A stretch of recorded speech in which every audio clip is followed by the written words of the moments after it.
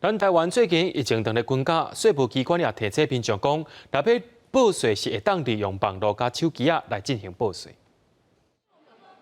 等台报税区域座位拢各开1.5公尺，服务柜台卖用塑胶布围起来。根据国税局新竹分局统计，目前一天大概1500件服务案件，为着安全，室内人数需要控制在100人以下，所以要用分流的方式较好报税。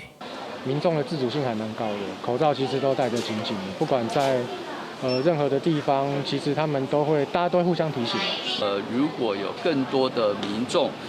施打了疫苗，那在这个疫情相对严峻的情况之下，如果越多的民众施打疫苗，我们这样的一个防护网就能够增加哦。那这个对于保护自己、保护家人、保护他人都有实质的一个帮助哦。国税局也在现场宣导今年新的手机报税服务，更加鼓励民众利用网络以及手机完成报税，减少疫情风险。大家民众呢都可以在家里用手机报税或者网络报税哈，尽量不要